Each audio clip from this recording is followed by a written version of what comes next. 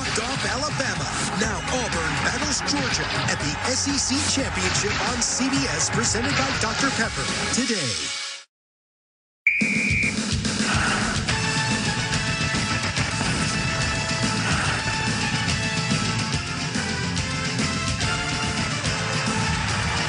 Fights his way all the way. Touchdown. You got to be ready for it, but how do you stop it? Fires. And there he goes. Touchdown. Well, this is how legends are made.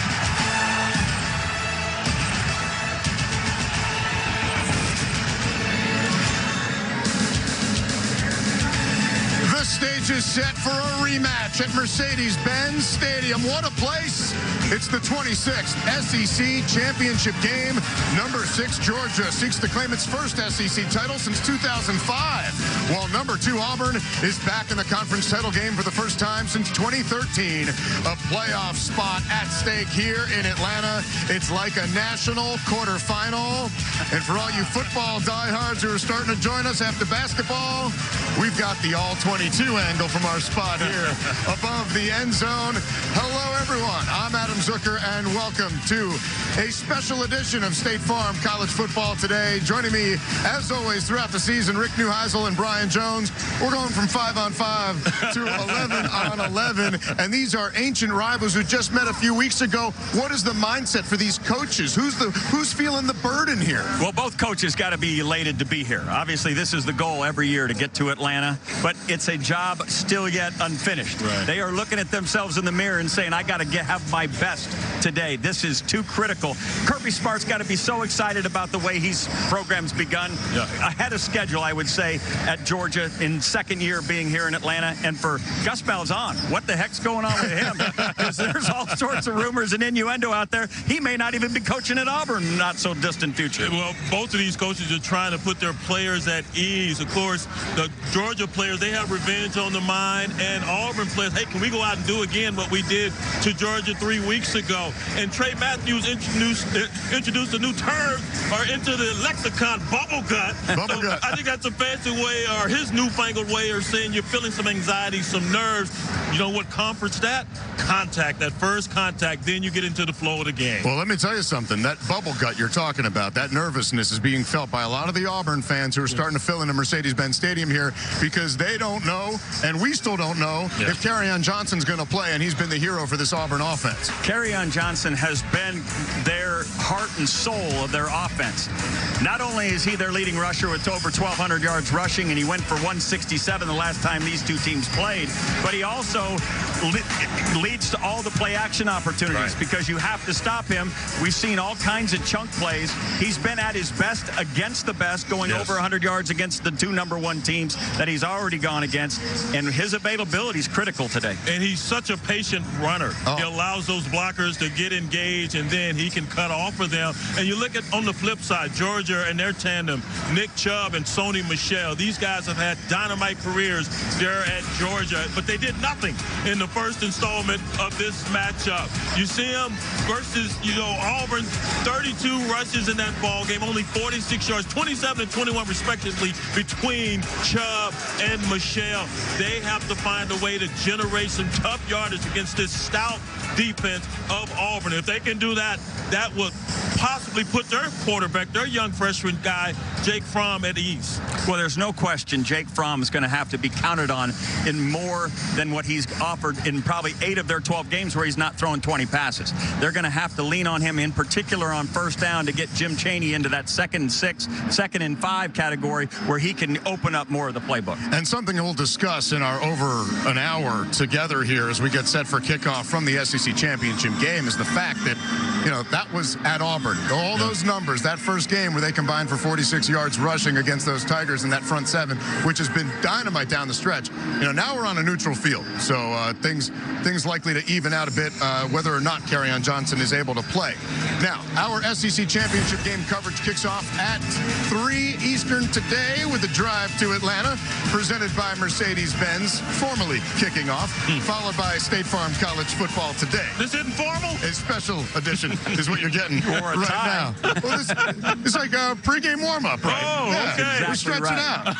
We're stretching out. All right, you guys get a little break now because we got some basketball highlights. We can talk hoops. Oh yeah, all right. BJ's in. Come on, let's do BJ's it. in. We just saw Michigan over Indiana. 4th straight time they've won that matchup. This is a huge rivalry right here, Cincinnati and Xavier. We've seen tackling between these two, actually. Yes, you have. I see a big 3 right there drained. Trayvon Blewett, he had 40 against them last year. He had 28 in this one. JP McCura driving through. Oh, up and under there, baby. Nice. Xavier on their way to an 89-76 win. They are number 2 in the country in shooting percentage and showed it today, winning their crosstown rivals by 13. A team that had been allowing about 57 a game gave up a little bit more. Yeah, that was decisive.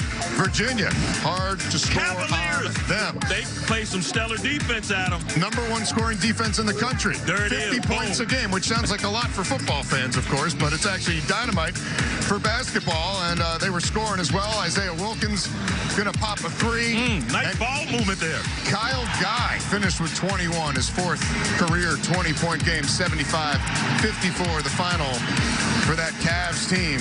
They can clamp you down, and they destroy a Lehigh team that has 2 wins in overtime. Come on, Mountain so Hawks. far this You're better year. than that. You ever been down Route 78? Beautiful part of the country. All right. Meantime, NC State, and this was not about the game at all. Sam Hunt puts them out to a 15-0 lead, but the story here was what happened to Ty Solomon for South Carolina State. He collapsed on the sideline. Emergency personnel tended to him for over 10 minutes, performing CPR. He was conscious when they took him to a local hospital. Head coach Murray Garvin going with him.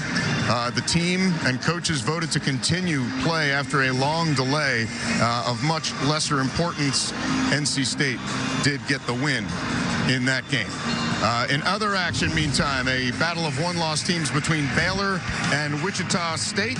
Baylor 6-1 after losing to Xavier on Tuesday. Shaq Morris giving Wichita State the early lead. Manu Lecomte is back for more, gets the jump shot, and Baylor's on top there, trying to overcome the loss of Terry Maston, who broke his hand in their most recent game there. He's out until January. An early lead, but the Shockers are now back on top 30-29. Over on CBS Sports Network, Georgia and Marquette, they're both 5-1 teams. Marquette, Sam Hauser had 19 against them last year. Gets them on the board 5-0. Yeah, nice long trade there. And the Bulldogs, they probably want to get this one over quickly so they can watch their football team do some work here in the Dome. Yeah, avoid overtime. No overtime. They got to get to a TV. Yonte Mayton, he's averaging 18 and 10, one of the best players in the SEC, especially among non-freshmen. And the Bulldogs are up 25-19, heading toward halftime. Check out our friends over there on CBS Sports Network with that one. And we had a close one at the Basketball Hall of Fame Belfast Classic earlier on CBS Sports Network. Towson edging Manhattan 56-55. A reminder, the road to the Final Four continues next Saturday at noon Eastern when UCLA visits Michigan on CBS. And when this special edition of State Farm College Football Today returns, we'll check in on other action from football's championship weekend.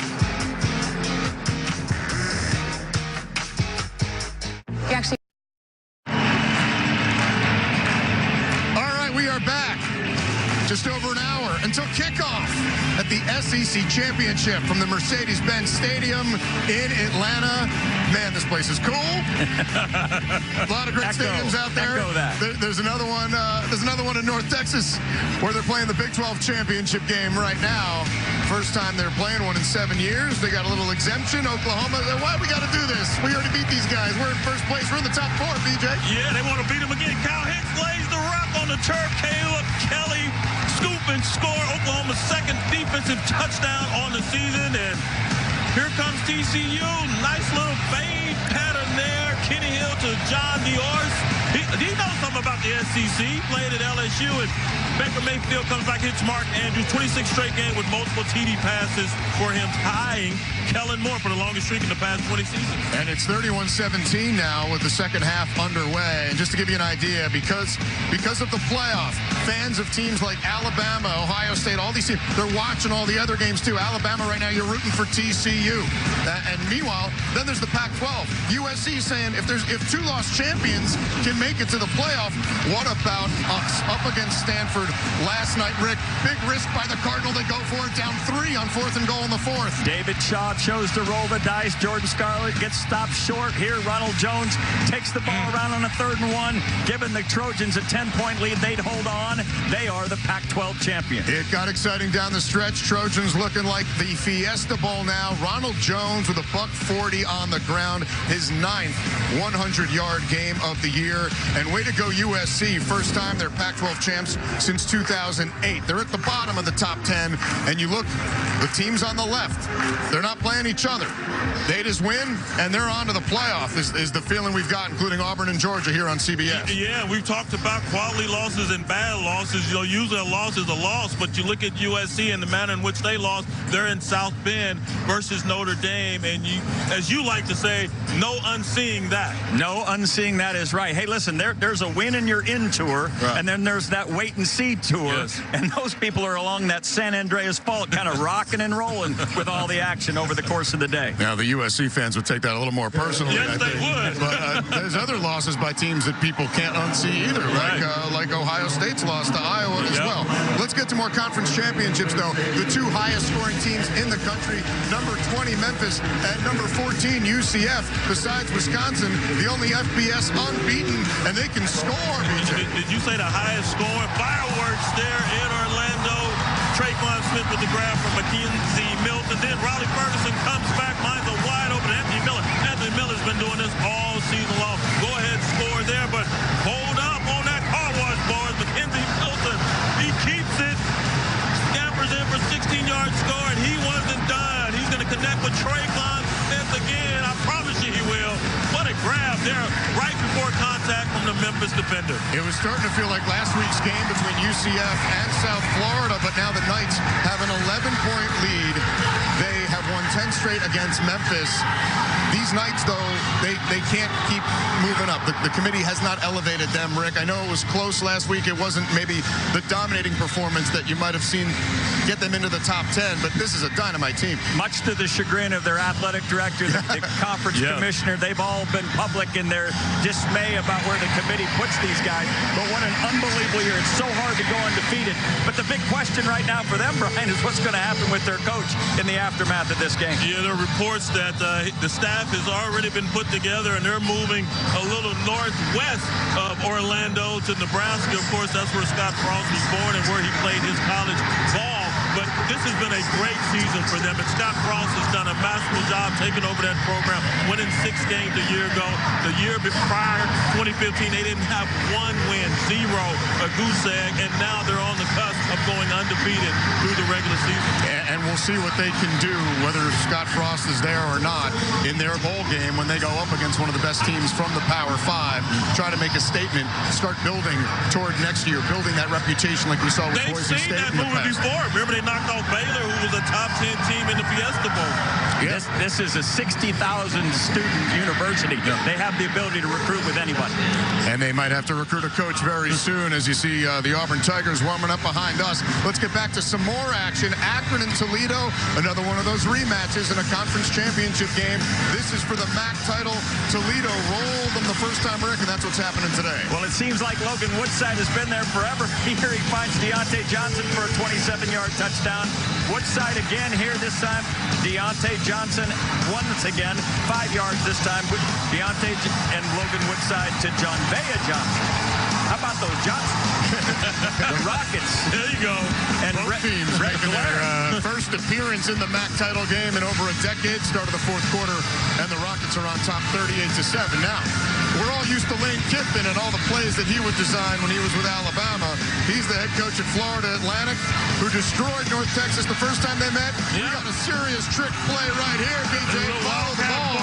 John Franklin, he knows something about the Auburn Tigers, doesn't he? Yeah. Hands to the Dominique Millany, who pitches it to Cameron Solomon. 22-yard score, and they come right back. Devin Singletary with the 3-yard run there, and they're not done. Jason Driscoll passes to Khalid Woods.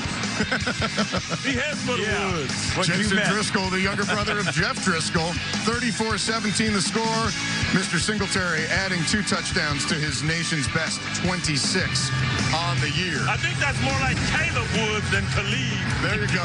Meanwhile, get to know Odell Higgins. He's taken over the Florida State program. He's been on the staff since '96 because Jimbo Fisher picked up and left and went to Texas A&M. So his guys are left behind trying to get bowl eligibility against Louisiana Monroe here, Rick. James Blackman gets a touchdown pass there to DJ Matthews. It's Cam Akers here, scampering in. Florida State going up in a lopsided manner. And then Cam Akers again. Florida State purchasing this game for $1.35 million. Now is going to extend their bowl streak to 36 years. Well, they'll go to a bowl and they'll get some of that money back, right? I think they're going to get Jimbo Fisher to leave a little of it behind. They might lose a little money on the bowl game, too, but this is the streak that they're trying to keep going. Remember, this game against Louisiana Monroe was rescheduled after it had been canceled earlier this year because of Hurricane Irma. So they're knocking on 35 years, looking to make it 36. It feels like a bowl game behind us right now as the fans start to file in for Auburn versus Georgia. The first time that the Deep South's oldest rivalry gets played in Atlanta since 1914. But it is the first time that they've ever met in the conference championship game. It's going to be a special day behind us. Somebody's been digging in the crates. 1914, huh? Hey, this is going to be a fabulous ball game. Of course, Auburn, they controlled both sides of the ball in their first matchup. I think it's going to be a much closer affair in this one. Of course, we have to see what's going on with Kerryon Johnson, but 2 excellent defenses, and Georgia did not play Georgia football the last time out. They're going to be smarting to do so this time. You mentioned excellent defenses. I can't remember seeing a better tackling team than when I watch Auburn play. Think back to the Iron Bowl and how often they took guys where they caught it and got them down right there, just short of the line to gain. This is going to be a slugfest in the trenches defensively, and ultimately this Kerryon Johnson thing is going to be a big issue, guys, because he is not just a great running back, he's a heart and soul type player. Whether he plays or not, if he plays, how long can he hold up with that bad shoulder? Yeah, Cam Martin is the backup, and he went out with an ankle injury last week. Cam Petway, of course, not available. Coming up next, it is the Drive to Atlanta presented by Mercedes-Benz, right after this message and a word from your local station. Many twists and turns, the Drive to Atlanta has reached its final destination. Here, today, the Southeastern Conference will crown its champion. Georgia's in search of its 13th SEC title, but its first since 2005. To the 4 and into the end zone. Touchdown. Auburn seeks its 3rd conference championship in the last 8 years. The Tigers are your SEC Western Division champions. These are familiar foes. The Tigers dominated the first meeting just 21 days ago. 40-17. Number 1 goes down. Will Auburn prevail once again, or will the dog have its day? It's number 6 Georgia and number 2 Auburn with a spot in the college football playoff on the line.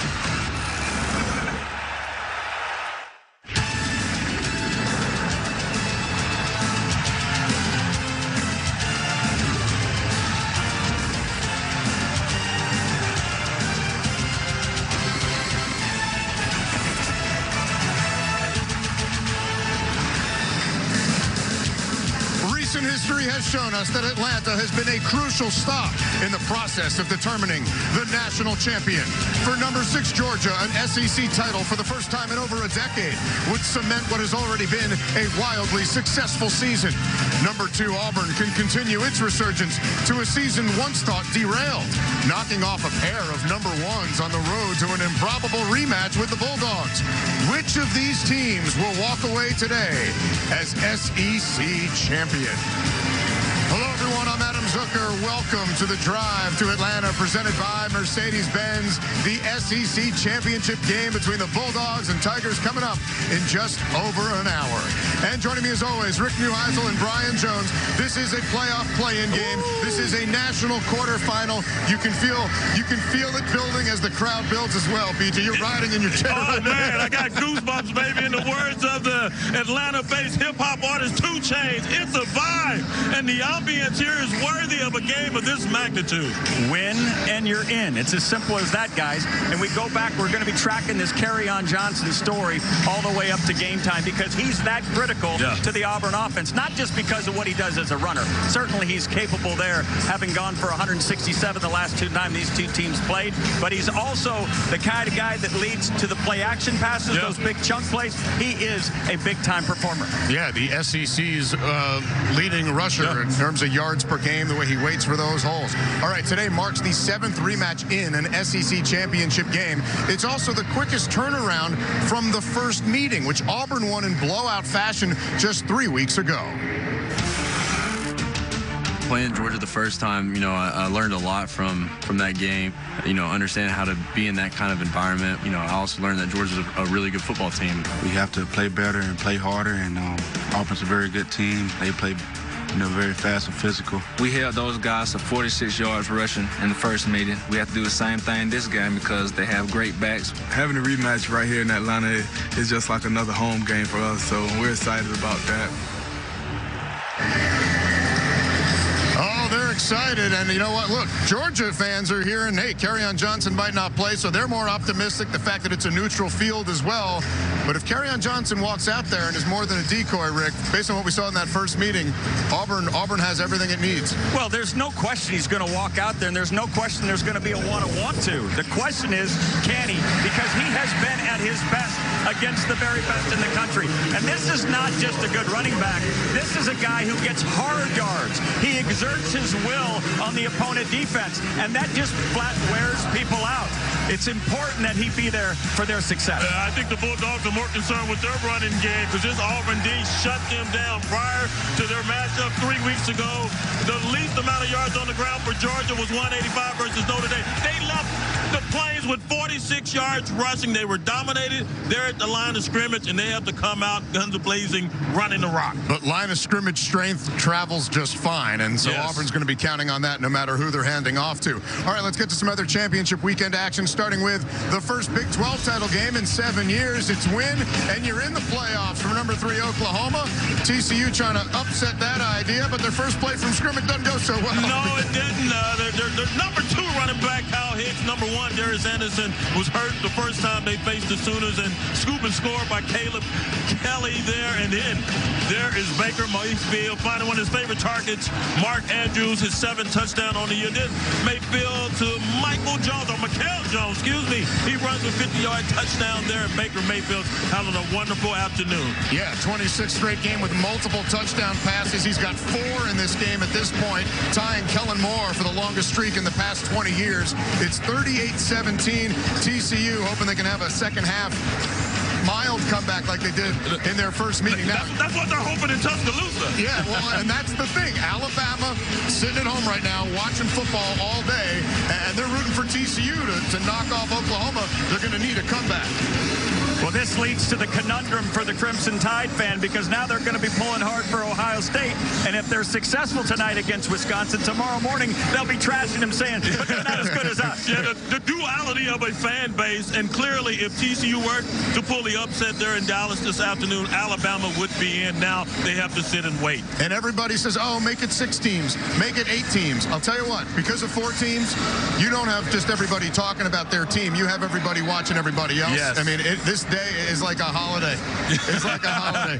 Championship Saturday. That's why you want to control your own destiny. Yeah, you do. And UCF did all season. As we go to Orlando now, a meeting of the 2 highest scoring teams in the country, UCF and Memphis. UCF blew them out the first time, Rick, but Riley Ferguson's got other ideas. Well, if you like offense, you're going to like this one. Anthony Miller here, 68-yard touchdown catch. Riley Ferguson on the other end. But the Knights were going to be undaunted. Here comes Mackenzie Milton back. He finds Traquan Smith with a 34-yard strike. They retake the lead. And here's Mackenzie Milton again. This deep Dredrick Snelson, 28 yards on the receiving end. This one is wild in Orlando, boys. As you expected. One team averaging over 48 a game, and Memphis came in. They're averaging over 53 on the 7-game winning streak since that loss to UCF. It's a 1-touchdown game. A reminder, join us and the rest of our crew Tuesday night at 9 Eastern over on CBS Sports Network for an Inside College Football Heisman special. Time for a quick break here. Upon our return, a closer look at Sony Michel's incredible journey to Athens and the sacrifices he and his family made along the way when we continue on the drive to Atlanta. The Drive to Atlanta, presented by Mercedes-Benz, is sponsored by Mercedes-Benz. The best or nothing. Rocket Mortgage by Quicken Loans. Mortgage confidently. And by Chick-fil-A. Start game day strong with the new Hash Brown Scramble Bowl. It's all about the playoffs. The Patriots battle the Bills. The Browns take on red-hot Phillip Rivers and the Chargers. Regional action, Sunday on CBS. Georgia can end a streak of 8 straight wins by teams from the West in the SEC Championship game. Now, a look at how the Dogs got to 11-1, presented by Chick-fil-A. He's got Godwin. Touchdown! This is going to be on every highlight show. Clobbered from the blind side, and it's the Dogs' ball. Stidham's going to throw right into that. Davis broke a tackle inside the 20. Davis, touchdown Auburn. What a throttling of the #1 team in the country. Almost to throw. He will, and it's caught. Touchdown. 9 wins in a row here on this field for the Georgia Bulldogs. Sony Michel and Nick Chubb, part of this amazing season, going to go down as one of the most dynamic backfield duos in SEC history. Both gave up a shot at the NFL and returned for one more run at glory. But for Michel, it was the sacrifice made by his parents many years ago that laid the foundation for his ultimate success. Sometimes in life, one choice can change your entire path. One decision can alter your fate.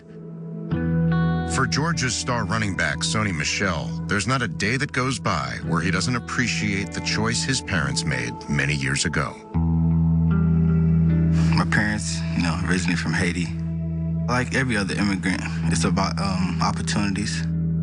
Just to think about what they left behind, from family that they don't see much to things they owned, just to come here and have nothing, to start from ground zero. And I think that would kind of give me my driving force. There was nothing really left over there for them. Wondering how are they going to feed their kids and their family. They were basically just looking for a better life. Sony's older sister, Lamise, spent the first 6 years of her life in Haiti, while Sony and his brother were born in Florida. Both boys began playing America's sport, football, at an early age, and Sony's talent was obvious. As an 8th grader playing on the high school varsity team, he led Broward County in rushing with over 1,800 yards. People still don't believe, 8th grade, he ran for 1,800 at 8th. You can even play football in 8th grade, but he fit in. He fit in. He more than fit in. I mean, he dominated right from the beginning. By his freshman year of high school, Sony was a bona fide star in his hometown of Plantation, Florida. But the land of opportunity still came with its share of struggles. Amid an economic recession, both of his parents lost their jobs. It was, tough, struggling, both on unemployment. Just, wondering, are we going to have a meal today? Or we ate earlier today, are we going to have something to eat later? I talked to my coach. I was like, yeah, my parents need jobs. They could work in the kitchen. My dad could do anything. And then, just a couple of weeks in, they were interviewed and they got a job working at the school. Sony's father, Gene, took a job as the custodian at the private school where Sony was enrolled. His mother, Marie, and older sister began working in the school's kitchen, positions the two women still hold today. That's when I realized that football created so many opportunities. By me being able to go to a better school for a better education, football provided that. And for me to be in college right now, football provided that. For my parents to get a job, football kind of had played a role in that. Now in his senior year at Georgia, Sony is one of the team's most vocal leaders, and he's currently 3rd on the school's all-time rushing list. I would say I work hard for them. I sacrifice for them. Every decision I make, I think of them. All about about family for Sony Michel. A star as an 8th grader, but as an 8-year-old, he nearly quit the game when his coach put him on the offensive line next to his brother. He said, I don't want to play offensive line. Clearly, he was born to run. All right, for more on the man running the offense for Auburn, let's go down to the field now with BJ and Rick. Well, Rick, of course, Jarrett Stidham didn't quit football of his own volition, but he, in essence, has been out of the game for almost 2 years. What have you seen from his progression thus far this season, especially the last 2 versus the #1 ranked teams in the nation? Well, no question he had to knock some rust off, Brian. And remember, he only started 3 games at Baylor. But he has all the tools. He's accurate, 70%, close to it almost every time. You saw there the big arm. He can make the explosive plays. And they've been using his legs a bunch of late. This guy is a full meal deal at quarterback. His last game there in Waco with Baylor, he rushed for 36 yards back in November 2015 versus Oklahoma State. Last week versus Alabama, career high 51 yards on the ground. And the big number there, look at those sacks. Yeah. Only 5 sacks in the last 5 games. Remember that big game against Clemson where he got sacked 11 times. They have been protecting him well. How, on the flip side, does Georgia protect Jake Fromm, and how do they change things up schematically? Well, they have to do something different. They only got 46 yards rushing the first time out. First down rushes were only 3 yards a carry. So I look for them to go to some condensed formations. That's where you're going to bring wide receivers in close to the end of line of scrimmage. That way you're in there in position to block safeties for the running game, but you're also that much closer to the other side of the formation where you can employ some of these crossing routes, run into voids and create some big explosive plays. Jim Chaney's going to have to change the formula if he expects a different outcome. And we're used to Auburn trying to confuse defenses. You foresee Jim Chaney and the Bulldogs doing the same. Almost every time in these rematches, the original team wins unless there's a new formula. Look for Chaney to find a new formula. There you have it. Back to you, Adam. All right, you guys get your workout now. Come on back up here to section 119. And when the drive to Atlanta continues, we'll be joined by Gary Danielson and the man who helped lead the Bulldogs to their last SEC championship appearance in 2012, Aaron Murray.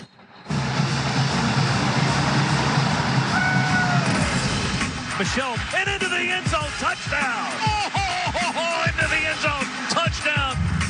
Touchdown, Auburn! Yes! Arizona aims to get their season back on track when they hit the road against the Red Hot Rebels. Tonight at 10 on CBS Sports Network. It's over. And for the first time since 2001, Army gets to sing second.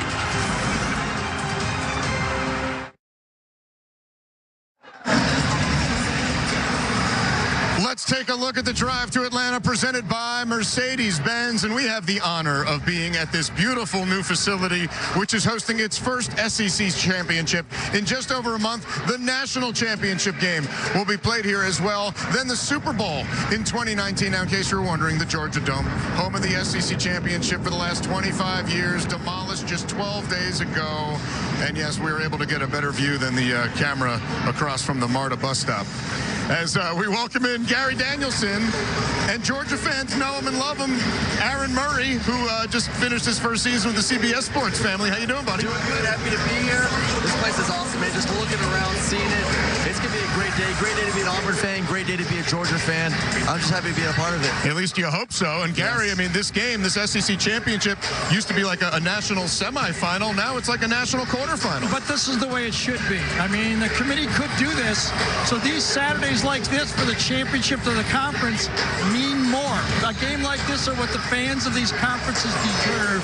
These games should be more what happens on the field and not as much subjective opinion. Yeah, and Aaron, you know, you got Kirby Smart running the program now. What do you think of what he's been able to do in 2 quick years? In 2 years, what he's been able to do, and it's not just the play on the football field. I think it's the mental side of the game right now. These guys mentally walk into each and every game knowing that they're a better football team, they're better prepared, they're better coached, and they're going to go out there and win that football game. So I love what he's done. I'm excited to see what he continues to do each and every year. All right, now that we got you excited, we're going to take you down memory lane. Oh, man, that's going to kill me. The guy that was most happy to see that other place blow up might be this guy. Yeah, right seriously. That's Get it out of here. You You might remember Aaron was the quarterback the last time Georgia played in the SEC title game, and it came down to the final play. They were down by 4, and you were leading what could have been an epic drive, a 26-yard completion right here. 20 seconds left to Arthur Lynch. Brought down at the Alabama 8. The clock continues to run. You're out of timeouts. You're not spiking the ball. They're going to snap it with 9 seconds left. First and goal. No! Ow! Oh, my goodness. You're going to make me cry on national TV all over again. It's just unbelievable. I mean, what a game, though. Just probably one of the best SEC championship games of all time. Just to be a part of it's awesome, and it just stinks. Someone has to win, someone has to lose. Unfortunately, we were not the winners in that game, but just so much fun to be a part of, and someone we'll always talk about. The first time I saw Aaron after that game, I asked him, what's your most memorable play in college? He goes, oh, come on. Come on. Like, you got to bring it up right now.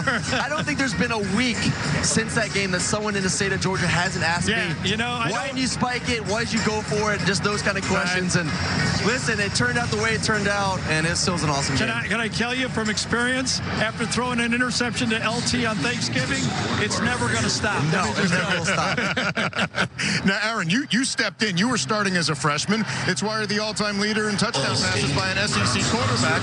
Here you have Jake Fromm coming in as a freshman, like Eason did last year. What's impressed you the most about how he's matured so quickly? I think it's his leadership. He has commanded that team right now at a young age, and that's something hard to do. And then his play in the football field, I just love it. He goes out there, he throws the ball confidently. He does a great job with the play action. And then the best thing, he gives his receivers, his tight ends, his running backs chances to make plays. He doesn't need to be perfectly accurate. Just throw it up. You got 5-star, 4-star receivers. If you give them the chance to go out there and do their thing, they're going to help you out too. Yeah, and Gary, how about Stidham? I mean, we've documented on live television how he's improved in the course of the year. And I've always believed in modern college football, it's great if you have a quarterback that can run the ball a little bit, but in modern football, you've got to have a guy that can throw it, and Jared has just gotten better and better. He's got a calmness about him. When he walks into a room, he doesn't try to own the room. It just feels like he's been there before. I think Auburn looks at him and says, we can win this game any way we want to win this game. If we want to run it, we can run it. If we want to pass it, we can pass it. I mean, it's a really valuable guy to have. Well, he's going to try to own the room here behind us, this very big room, Mercedes-Benz Stadium. Gary, we'll see you with Brad and Allie in a little bit here. If it's good as this guy did, we'll have a good game. Yeah. We hope so, man. That'd be That's nice. what we're hoping for. Hey, we've been used to Alabama domination these last few years. Feels like it's going to change here. Aaron Murray, thanks for joining us. Yeah, thanks for having me, man. Hoping for a good one. Thanks for putting the jacket on. We'll check you later. When we return on the drive to Atlanta, a look back at Auburn's road to a possible SEC title.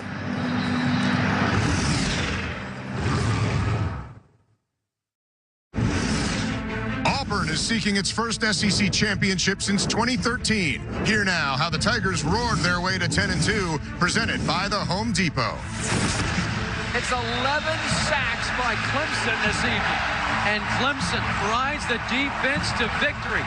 Johnson wide open. Bye-bye. Blockers ahead. 10-5. Dives for the pylon. Touchdown, Auburn! Number 1 goes down at Jordan-Hare Stadium. There's the jump pass. Gary Cole. Touchdown. Dan Stidham on the keeper. Touchdown! The Tigers are your SEC Western Division champions.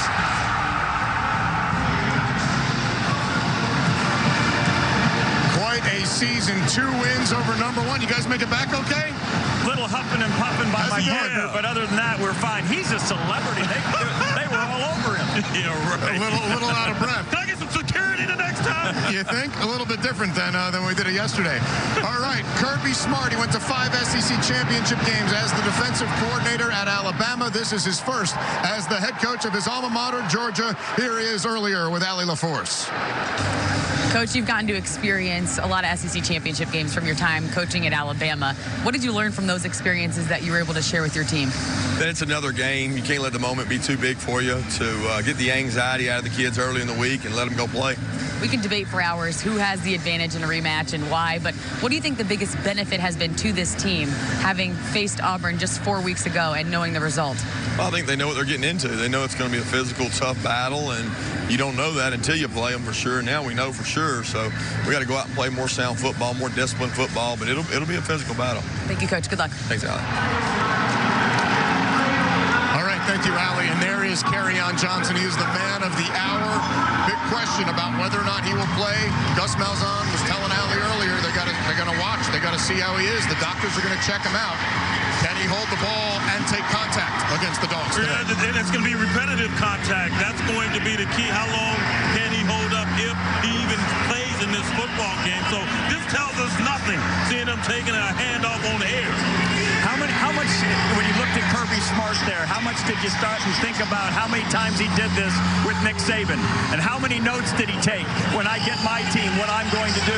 And how many of those notes have been employed in terms of the process leading up to this particular ballgame? And they have a rule. We talked to some of the Georgia players after they lost to Auburn, and they have this 12-hour rule, whether it's a win or a loss. When you lose in dominating fashion like they did on the plane, 12 hours is not enough. 3 weeks is not enough. It's not enough till you get a chance to exact some revenge. And the big thing he talked about was physicality.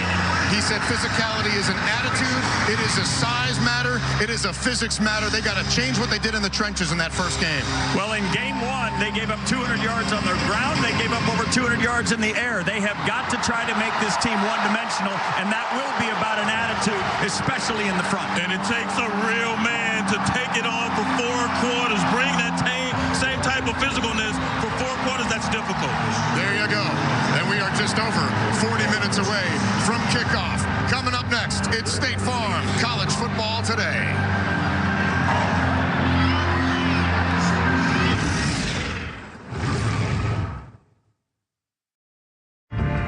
It's a great feeling making the SEC championship. It's a long road, a lot of hard work and preparation. We're on the road to success right now, and all we have to do is beat Georgia, and, you know, the rest take care of itself. The Tigers are your SEC Western Division champions. Winning this game will mean a lot. It's just like something you dream of as a child. To the house! Touchdown, baby! So the last few weeks, you know, we've beaten, 2 #1 teams, and, I think it says a lot about this team. Dominating performance. Number 1 goes down. Georgia learned from the first meeting that Auburn doesn't back down from anybody. They got the best of us that game, but it'll be a totally different outcome. It's going to be a rematch, and it's going to be a beauty. This is for the SEC championship. We got revenge on our minds.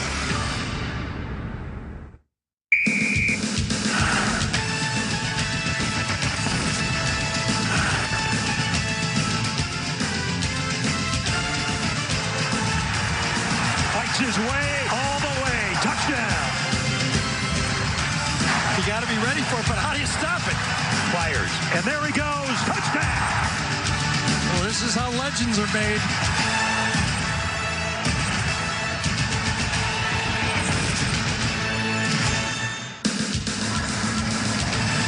Georgia can do something today that no team from the SEC East has done since the Florida Gators in 2008, and that is claim a conference championship. Meanwhile, Auburn is here after defeating #1 Alabama in convincing fashion and can write what once seemed like an improbable ending to their SEC script. A champion will be crowned as the Deep South's oldest rivalry takes center stage in Atlanta. Hello, everyone. I'm Adam Zucker. Welcome to State Farm College Football Today. The big game between Georgia and Auburn coming up in just over 30 minutes. And joining me, as always, Rick Neuheisel and Brian Jones. And, guys, so much obviously on the line, as always. And when you look at the college football playoff rankings coming into the day, this day is just bigger than ever. Every game matters. SEC fans are watching the Big 12. Big 12 fans are going to turn around and watch the SEC. Big 10 scout. Go ahead, BJ. I mean, you win and you're in on the left side there. Listen, Atlanta Motor Speedway is about 20 miles south of where we're sitting right now, and the winner of this ball game today has an inside track to the college football playoff. Last time these two hooked up in a race, Georgia's ride drove like a dump truck. Auburn's drove like a dream. Winning, you're in here, but there are some tense times in Tuscaloosa, guys, because if Oklahoma holds serve against TCU today, then they're going to have to pin their hopes on Ohio State tonight and hope that they can win a battle in a committee room tomorrow morning. And Oklahoma was mounting a big lead. We're going to check on that game in just a second. We got a playoff spot on the line here, and the Bulldogs certainly don't need any extra motivation. But Gus Malzahn may have provided some with this euphoric statement following Auburn's blowout of then #1 Georgia.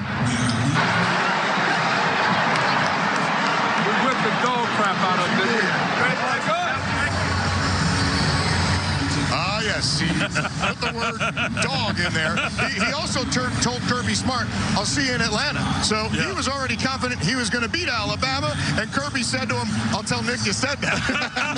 Well, I love the confidence, and that trickles down to the rest of your football team. But when you're talking about revenge, proceed with caution. Sometimes that urge to exact some revenge and forces you to make mistakes. Remember, the goal is a W, not the margin of your victory. I still think that sound was on a loop in that weight room in Georgia. Hey, listen, this is the 7th time we've had a rematch. The first 6, 5 times it was a sweep. But to get a sweep, you got to have the same kind of resilience you had going into the Plains and the same kind of show up, the ability that they displayed last time they had them at home there in Jordan-Hare. And, of course, this will be a neutral site, although if you sit with either fan base, it doesn't feel very neutral. Let's take a closer look at the participants in today's game now in our eye test, starting with Jake Fromm. And, man, Rick, this guy had to mature on the fly, huh? Fromm has had an outstanding freshman season, 19 touchdown passes, just 5 picks, 62% guy. But 8 of 12 games, guys, he didn't throw the ball more than 20 times. I think he's going to be counted on more today. Yeah, there you take a look at Nick Chubb. He, along with Herschel Walker, the only Georgia running backs to ever have 3 1,000-yard rushing seasons. You're looking at this Georgia offensive line. Sam Pittman was picked by Kirby Smart to come in and coach him. It was more about an attitude than anything else. They have displayed that. They're going to have to be at their best. Yeah, and speaking of that attitude, Kirby Smart, he brought an intensive, aggressive attitude to the Georgia Bulldogs. They would usually lose those close ball games. They're winning them under him. And as you know, Kirby 2 top 10 defenses here, too, with his single-digit stars. Kirby is all about defense. Lorenzo Carter is going to be counted on. He has 4 sacks. Pass rush will be important, especially if Johnson isn't part of the equation. Yeah, he's a cello player. His buddy, sideline to sideline, middle linebacker, Roquan Smith, shows up in a mean disposition. This guy will lead Georgia tackle for the 2nd straight year. And, BJ, you love saying keep calm and carry on. Yeah. But Auburn fans cannot stay calm if carry on cannot carry. How about Auburn, along with Boise State, the only 2 teams in the nation with 9 straight 1,000-yard rushes? Carry on has been his own thunder and lightning. Didn't have Cam Petway for the majority of the season. We'll see how long, if at all, he can play in this one. One of the key things in this game is if he's not available, will this guy be able to put him on his shoulders? I can't remember a player more was counted on from him before he ever played a game. But Stidham has been brilliant, especially of late, against the very best. Yes, he has, and this is the target he went to Alton last week in the Iron Bowl. All these horses in my car got me going fast, and Ryan Davis goes as fast as any in all of college football. What's going on in this guy's mind? I mean, so many things being said about where Gus Malzahn will be next year, but I promise you, he's focused on this game and getting a championship ring. And this D-line, they focused on stumping Georgia's running game. They will have to do more of the same. They were outstanding. Derek Brown, Dontavius Russell, and, of course, Jeff Holland is the sack leader. Jeff Holland right there. He's a pass rushing expert. This is the best tackling defense in the country. They're going to have to be at that level again today. Both of these teams allowing under 20 points a game. Expect something closer and lower scoring than we saw the first time. All right, now Rick's going to explain how Jarrett Stidham's legs make the Tigers even more dangerous in today's Red Zone, presented by Verizon. Coordinators love to use the quarterback's legs in critical areas. Certainly the red zone qualifies. Jarrett Stidham, as we said earlier, has been effective with his legs. This is just an old-fashioned zone read play where he is going to read the end-of-line defender. You can see the tackle there not blocking. Chandler Cox, the fullback, is going to come around and avoid the end-line defender, trying to get up into the chute to block the safety.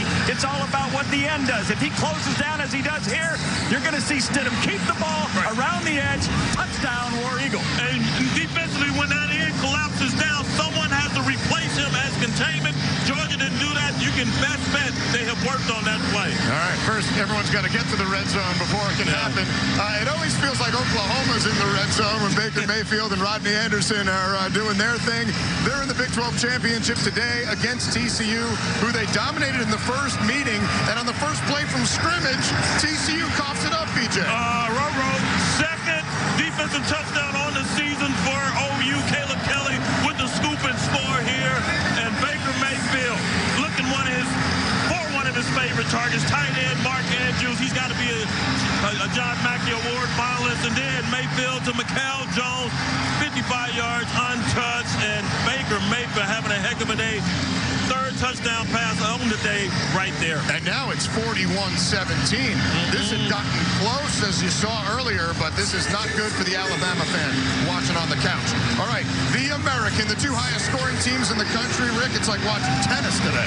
Mackenzie Milton here to Dredrick Snelson, 28 yards for the touchdown. Remember, winner plays in the New Year's Day 6. Memphis quarterback Tony Pollard runs for a 66-yard touchdown, a little wildcat right there.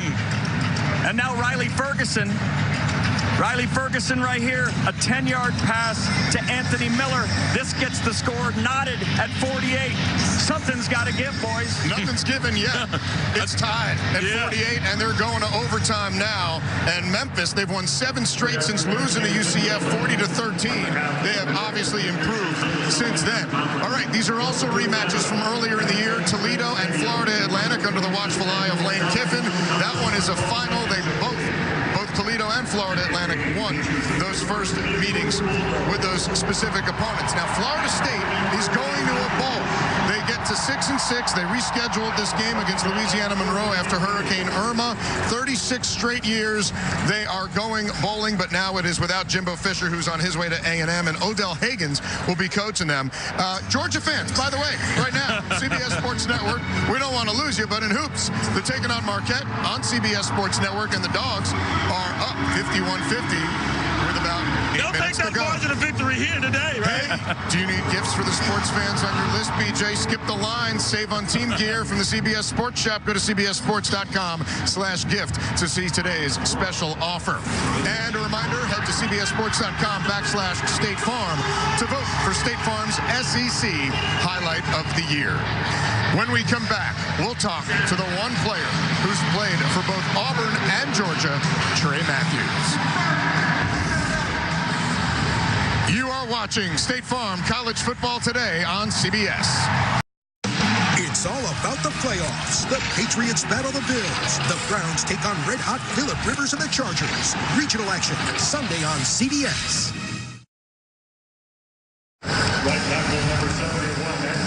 Georgia's defensive back, Aaron Davis, originally a walk-on, but earned a scholarship in 2015. His 43 starts are the most by a Bulldogs walk-on in more than 3 decades. Auburn senior right guard Braden Smith has twice been named SEC Lineman of the Week, and both he and Davis are part of another very select group. Throughout the year, Quicken Loans has been committed to the investment of our future, shown today by donating $1,000 to each of the 14 SEC schools general scholarship funds in honor of the scholars you see on your screen. Recognized for their accomplishments in the classroom, the community, and on the field of play, we congratulate them all. All right, Auburn head coach Gus Malzahn in his second SEC championship game now. Allie LaForce catching up with him earlier. Coach, you told us yesterday Kerryon Johnson's a game-time decision, but has anything happened in the last 24 hours where you can give us an update on his health? Well, I know he wants to play, so we're going to check him out in pregame, and we'll make a call then. You said your team's best when they're playing loose. What have you done today to keep them loose? You know, we really just try to stay in our same routine with our meetings and our approach, and I told them don't change anything, with our preparation once we get here at the stadium. You didn't know after the game when you said we kicked the dog crap out of him, it would get this hype and attention that it has, but did it fire the players up a little bit? What was their response to it? Well, I was talking to my wife, and I didn't know it was going to be picked up. Next time I need to be a little quieter. Exactly. There you go. Thanks, Coach, and best of luck. Thank you. Everyone's always listening. And now to one of Malzahn's players. Auburn's Trey Matthews is on the cusp of completing his college career with an improbable playoff run. But twists and turns are nothing new to the defensive back who not long ago went from freshman standout at Georgia to being dismissed from the team. For many, the story might have ended right there. But for Matthews, it was just the beginning.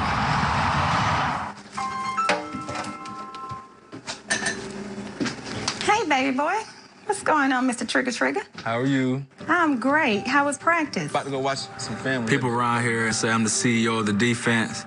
I guess that's a huge compliment, but it just shows all the hard work I've been putting in, on the field and off. Great stop by the Auburn defense led by Trey Matthews. Well, Trey Matthews has a lot of memories about this game in both uniforms. I started my college career at UGA. Things started going downhill once I got my first interception. And it's picked off, a diving interception at the 5-yard line by the freshman Trey Matthews. A lot of the guys were saying, you know, we need to get you to drink a little bit, man. You did a great job. And mind you, I have never taken a sip of alcohol in high school. He was young, and he wasn't on the same level as the other guys, you know, so we knew that it was probably going to be a disaster eventually, but he had to experience that. You know, you have to allow them to make mistakes. All right, here we go. 4th and 18 for the Tigers. The UGA versus Auburn game my freshman year was one of the most exciting games I ever played in. Here's your ball game. Nick Marshall. Oh, my gosh! Oh, my goodness! I didn't even see what happened. I mean, I didn't even touch the ball. I would have had the interception. Game didn't end the way we wanted it to. And I actually think that's why a lot of Georgia fans hate on him so much. Everything started becoming overwhelming for me. I started blocking my parents out. I wasn't talking to them as much. I wasn't going to church like I was in high school.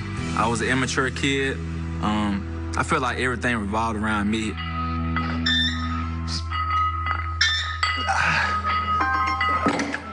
What's up, boy? What's up, Dad? You at work? No, man, I'm in here getting it in. You always working out. You know you... Once Coach Rick told me that Georgia wasn't the place for me anymore, you know, I was sad, I was hurt. He was a little down. He was broken. And I told him, I said, look, get your head up. That chapter's done. My dad told me, we're going to get back in the weight room, we're going to run, we're going to do what we have to do, we're going to get your mind clear, we're going to switch your whole life around, and that's exactly what we did. I told him, you know, you are no longer a Georgia Bulldog. I said, now we got to get ready for the next chapter of your life. I developed into the CEO of Auburn defense because of the mentality that I have with what I went through at UGA. It turned me into the man that I am. It also humbled me a lot. It makes me grateful for everything that I have. It's very funny how God works things out, man. On the 16th, I began my master's. You know, I will have 2 degrees here at Auburn University. You know, we have a game which will decide on the next chapter. And if that last chapter is a national championship, you know, my life will be complete for the most part, at least for the 5 years that I've been going away from home. Well, I'm about to go see if I can get me a little nap in before practice. All right, boy. Remember, you're the best out there on the field now. I talk to my parents every single day. They are my life. They hold me accountable to every single thing that I do here. They keep me uplifted when I'm down. They're my best friends. I love you both. I'll talk to y'all tomorrow. All right, baby boy, love you. All right. Bye. Oh, man, what a story as Trey Matthews has really turned it around, and it would be very symbolic, depending on what happens here behind us as he goes after potentially a national championship. So refreshing. He didn't allow that episode, that chapter, as he stated, in his life to define him. He overcame that. He recognized what it meant and his misstep, and then he moved forward. I wonder what his folks did with all that Georgia gear in the house. I saw that. Let me say this. Young people ages 18 to 22 are not finished products. They need a little discipline. They need a little love. And sometimes they need second chances. And I'm sure they're very excited that Auburn gave him that chance. Yes. I'll tell you what, there's a lot of other excited Auburn people right now because we have just been told that Kerryon Johnson has been named the starter officially in this game. So it was a game time decision. We're getting really close to game time. So if that's a good sign for Auburn fans, there you go. He has been officially named the starter here today as Georgia and Auburn square off for the 122nd time in their storied SEC rivalry. But today marks the first meeting between the two in the conference championship game. So the faithful fans of both Dog and Tiger Nation made the less than 2-hour drive to Mercedes-Benz Stadium. Eagle, hey! Go, go! Go, go! Go, go! Go, go! It's over. And for the first time since 2001, Army gets to sing second.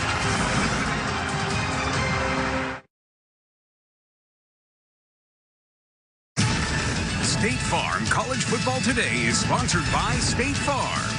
Here to help life go right. Napa. Quality parts, helpful people. That's Napa know-how. And by Verizon. Best gifts on the best network. Getting close closer to kickoff here at Mercedes-Benz Stadium in Atlanta and the 26th SEC championship game between Auburn and Georgia. The Dogs' leading tackler Roquan Smith, a finalist for 3 of the most prestigious defensive awards in college football, the Butkus, the Bednarik, and the Nagurski. He's also the topic of today's 20-second drill. Roquan Smith, linebacker, University of Georgia.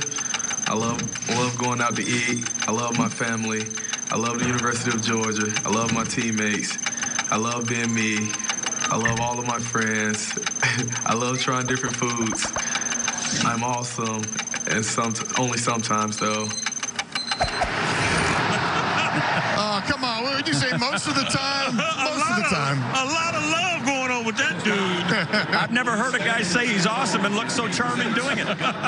He's awesome at humility most of the time. Yes. I'd agree. Sometimes. Something like that. All right, let's take a look at this week's games going on elsewhere in our Saturday Spotlight presented by Chick-fil-A. Starting with the ACC Championship game in Charlotte tonight. Number 7, Miami.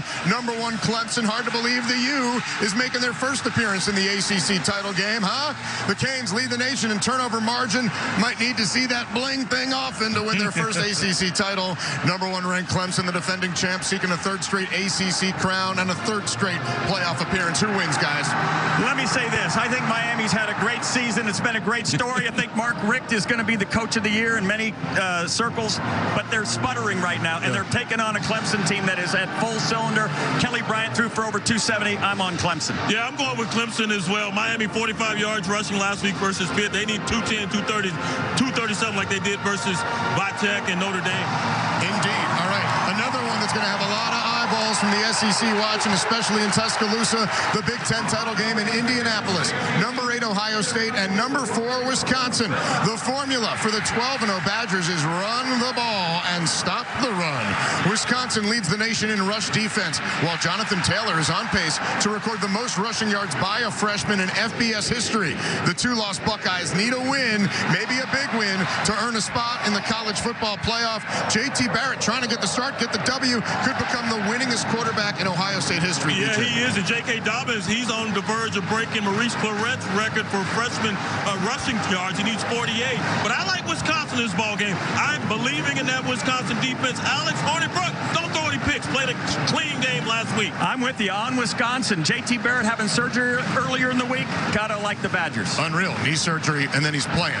We're getting set for kickoff here. We're coming up on about 15 minutes away from Auburn and Georgia. What are you looking to see right off the bat besides Kerryon Johnson? Well, I definitely want to see how many hits he can withstand, but I want to see who controls the trenches. Football's not going to change, Rick. You and I know that. It's about blocking and tackling. And if you can own the ditches, as I like to call them, you have a good chance of winning. The most consistent side of the ball in this ball game has been the Auburn defense. They have been stout every time called upon. If they have that kind of performance again today, they'll be tough to beat. Jim Chaney's got to mix up first down ratio. Run pass have to be closer to 50-50. One of many changes that Georgia is going to have to make to get the win. Rick, who you got? Based on where Kerryon Johnson, I know he's starting and I know all that, but I saw him go in that tent last week. I got to lean that Jim Chaney's going to have some cards up his sleeve. He's going to find a way to get some offense churned out. I'm going with the Bulldogs. I'm leaning with Auburn. I've been on that bandwagon all season long. I love what Rodney Gardner, their associate head coach, D-line coach, has done with the boys up front. They have to apply pressure on Jake Fromm because they're going to have him in 3rd and long. It is a de facto national quarterfinal win, and you're in to the college football playoff. Auburn is 4-0 against Georgia when both are in the top 10, including their meeting 3 weeks ago. It will be Brad, Gary, and Allie, number 6 Georgia, and number 2 Auburn, moments away from determining who will be crowned the new SEC champion on CBS.